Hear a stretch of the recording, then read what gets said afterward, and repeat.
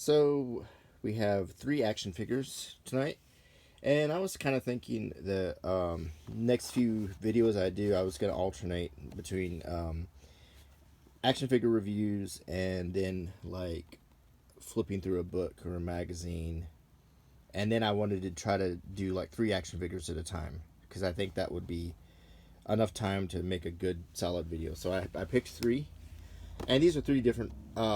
Well, two are kind of similar and one different.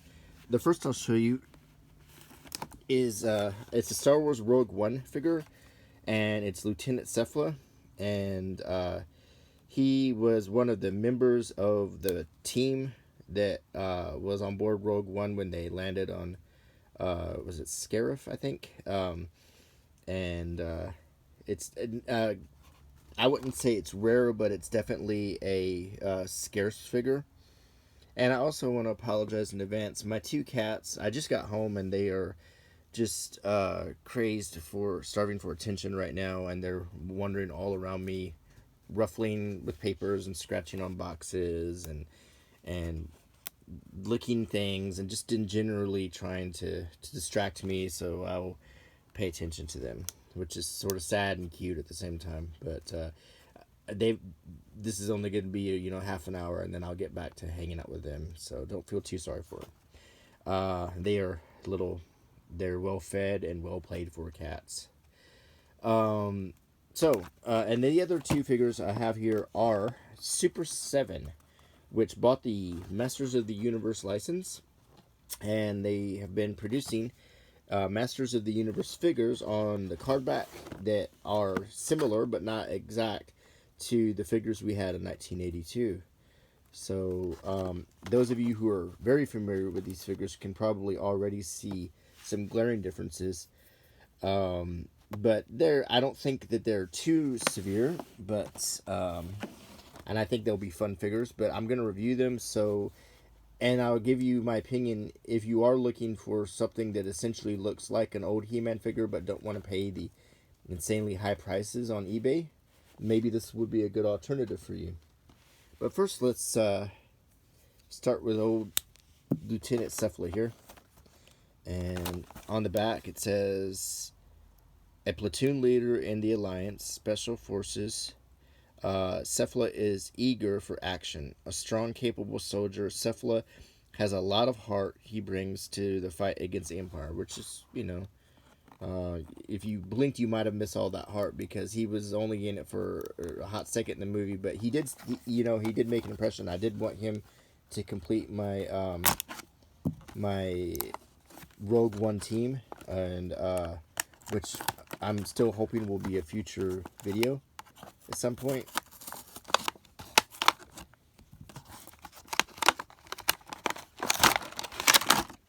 Okay, so I've taken him out of the card. The first thing is he, like a lot of these figures, came with some sort of goofy pop toy, or I don't know what you would call these things, but it just seemed like they felt like they needed to put some kind of fun toy in all these Star Wars figures, which is funny because most of the people buying them are hate these and usually just toss them aside. I'm not even sure how this one even works. I guess I don't even know if is there even I don't even think there's a button on it. It's just I like them better if they at least have a button. And I think here you're just supposed to do that, and yeah, it's just spring loaded. Anyway, I'm more interested in, I usually just toss those things aside. So,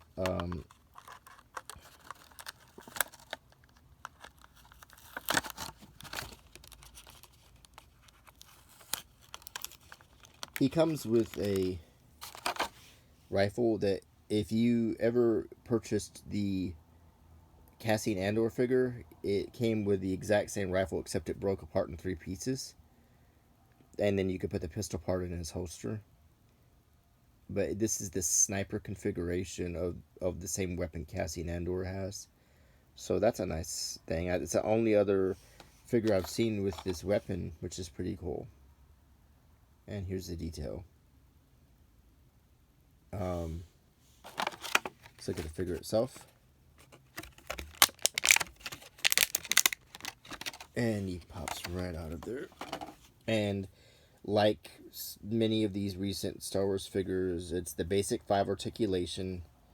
Decent paint and decent detailing, but the articulation is just bad. Surprisingly, he has a removable hat, which is a incredibly rare thing to find in any recent Star Wars figure. Most of the time, these hats are molded on their head, but this one actually comes off, so that's good. He's got, when I say basic 5, it means neck, shoulders, and hips is the only way you can pose him. But I do really dig his uniform and his hat, and I think that the sculpting is pretty good. Now let's see how well he holds the weapon.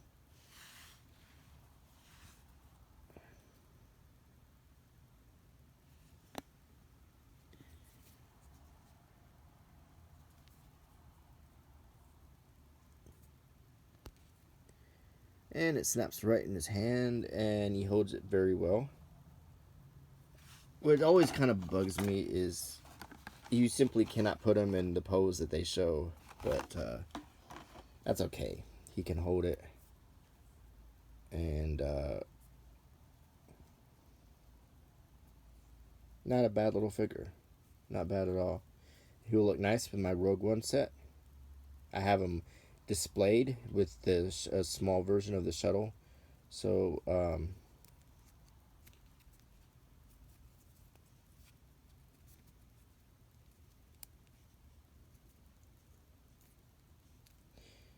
yeah. Okay, not bad. Not a bad little figure. Okay, so that's Lieutenant Cephala. Alright. And moving on, we have the Masters of the Universe, He-Man and Skeletor. Let's start with Skeletor and first point out that if you are familiar with He-Man action figures, you'll notice right away that he is way too dark. His blue skin should look more like this, what they have on the back. And they duplicated the back of the He-Man figures pretty well. They have the picture of Skeletor. It says, Skeletor with his Havoc staff in hand prepares to conquer the planet of Eternia. The artwork is dead on from what it was in the 80s. The swivel instructions is dead on. This Skeletor, though, he doesn't have the same paint detail on his face. His skin is too dark. He seems to come with a comic like He-Man figures did. It has, as seen on TV, it has the Super 7 logo. It says Skeletor, Evil Lord of Destruction. I am going to open this figure. And I'm trying to figure out if I'm going to collector open it or just open it. And, in order to collector open it, I'm not even sure if this is worth the collector open, simply because it's not the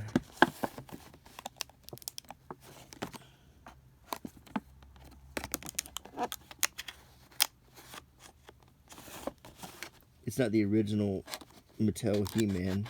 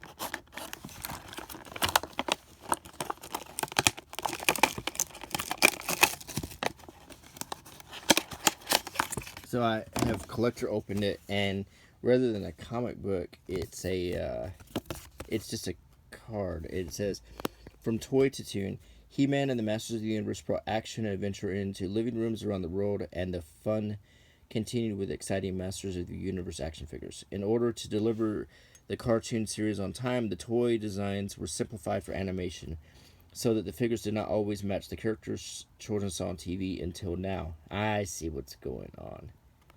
So, what we have here is Skeletor's first animated appearance was on early television commercial for Castle Grayskull. The commercial's toy-accurate costume and glowing red eyes were simplified and stylized for animation, and his sword was eliminated, making the Havoc staff his primary weapon.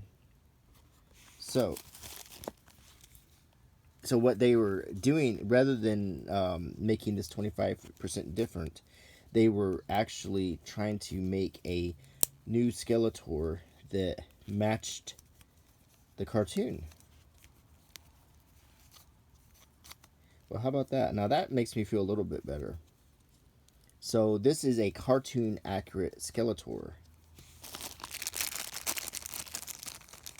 Now that's interesting. So if you are a fan of the Masters of the Universe cartoon, then this is a must-have for you. And included, you have 3 accessories, and the Havoc staff, which is basically a ram skull on top of the staff, and you have the sword, which is very much like the sword that we have. This sword, which is exactly like the sword that you got with the original Skeletor, because it was half of the Sword of Power, the other half He-Man had, and you get a complete power sword that he can wield. And I apologize for the loud engine person outside. So that we always have 1 or 2 at this time of night, or they generally later when you're trying to get to bed. Just took a sip of coffee. So let's talk about this figure now. Rather than the hollow head, this is a solid head. The original He-Mans that I remember had a hollow head, and this head's solid. He has the same articulation as the original He-Mans, where he can sit. He has the same outfit, which is his breastplate and his skirt, or whatever that's called. That's very cool. The Havoc staff can fit right in his hand. And if you wanted to be like the original action figure, you would slide this in his back. See? And that's very cool. Or you could just put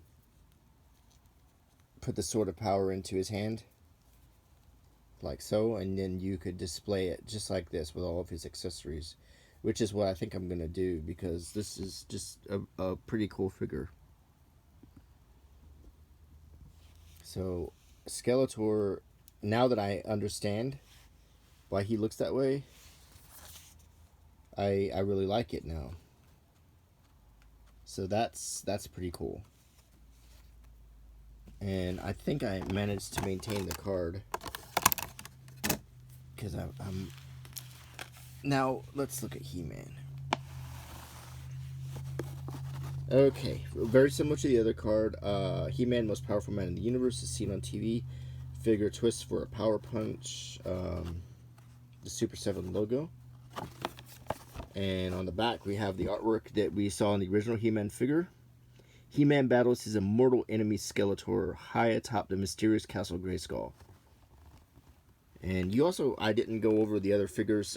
There are more in the Super 7 line, but they also include She-Ra, Hordak, the leader of the evil horde, Hero, most powerful wizard in the universe, and Eldor.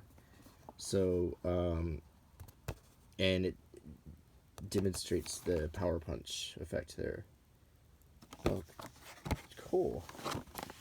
There's a legend, and I don't know how true it is because I've seen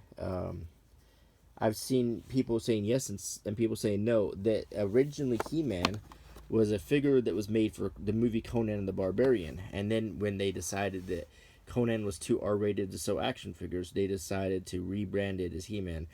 I've heard people say that's true, and I've heard people say that's not true, so I'm not exactly sure.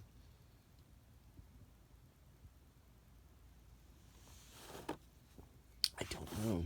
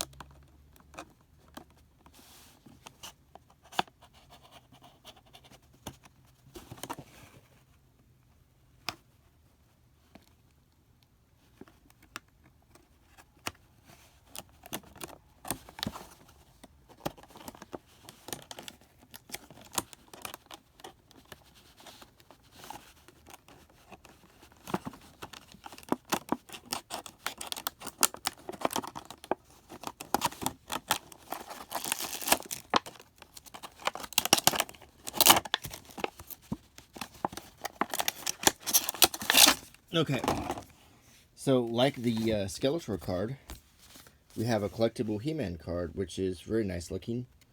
And as you can see, that this is the artwork from the cartoon show.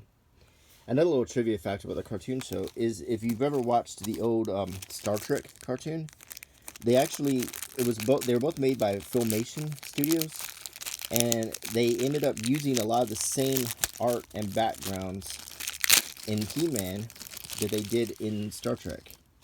So if you watch them both, you'll see the same backgrounds turn up. That's interesting. So from toy to tune, He-Man and Masters of the Universe brought action and adventure into living rooms around the world, and the fun continued with exciting Masters of the Universe action figures. In order to deliver the cartoon series on time, the toy designs were simplified for animation so that the figures did not always match the characters shown on TV until now. And so, once again, what we have here is a Mortan He-Man with colored bracers, because he didn't have colored bracers in the beginning. Um, Interestingly, these are the original He-Mans used to have nipples, and there's sort of like the hint of that, but the nipples are pretty much gone. The head is solid, good quality plastic, and like the Skeletor, this figure feels solid. He, the punch, I didn't really demonstrate on the Skeletor, but the punch works really well. This feels like a well-made figure. So if you wanted He-Man and you never got to them, this is great. This is as good as I think you can get without buying actual He-Man figures. He-Man's first animated appearance was an early television commercial for Castle Grayskull. The commercial's toy-accurate look was streamlined and stylized, removing details from his costume and eliminating his battle axe and shield in favor of the iconic power sword. And that's true. He originally had a battle axe, and we still get the shield, which is nice. The shield,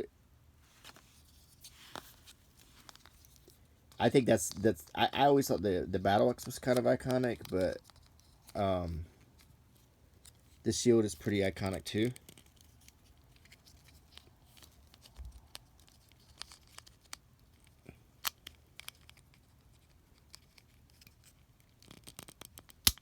And it snaps on really nice. I hope that didn't scratch any paint. I always worry about that.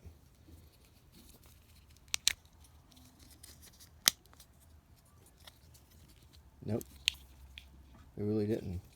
The articulation is really good. Just exactly like the originals.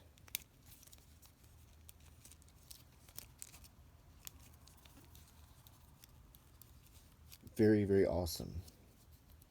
You've got your power sword. You can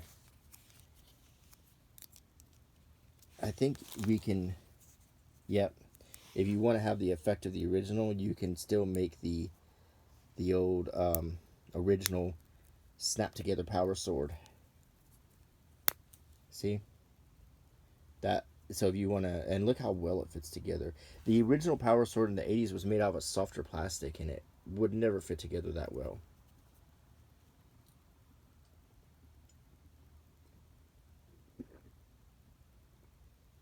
I had to get some more coffee. That's pretty cool.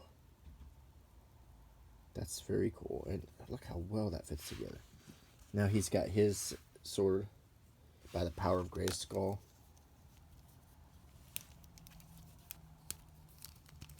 I really actually think these are brilliant.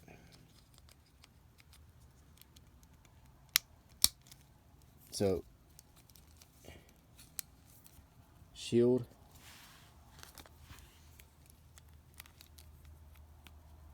power sword, and you have essentially almost almost a, well, a very similar reproduction of He-Man. The only major difference is, and a lot of kids when they watch the cartoon, they didn't pose him with the axe anyway because he never really used the axe in the cartoon. So, with the exception of being a little bit more tan, this is He-Man. This is a He-Man action figure.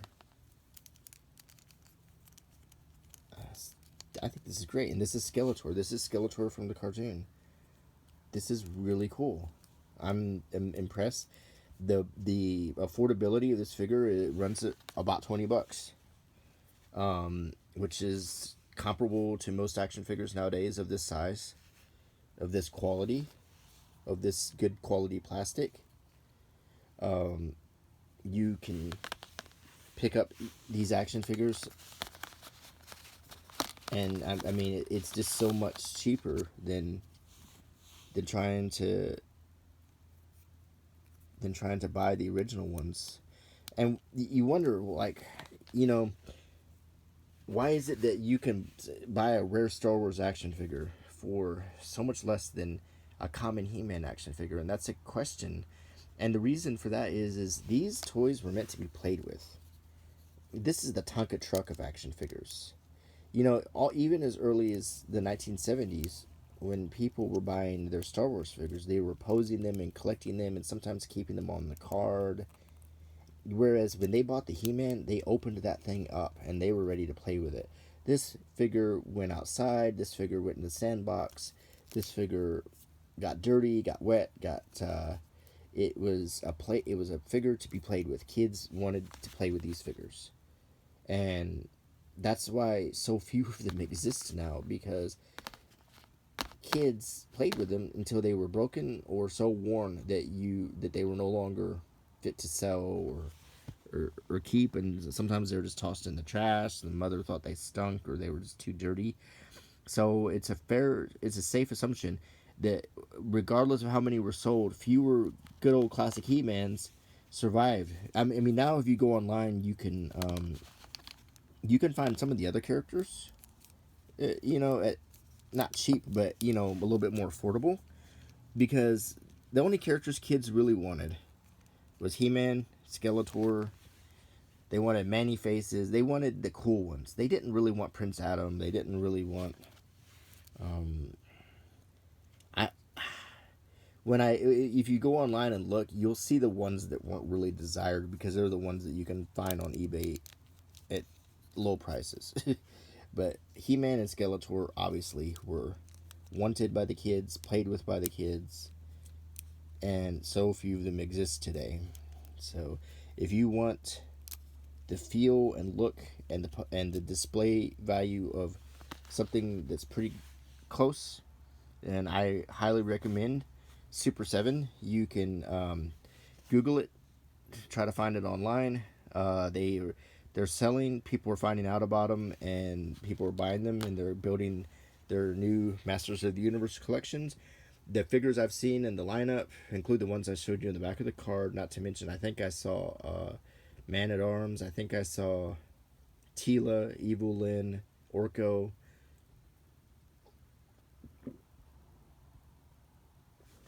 very interesting, very recommended. So anyway, I hope you enjoyed this video, and until next time, please rate, comment, and subscribe.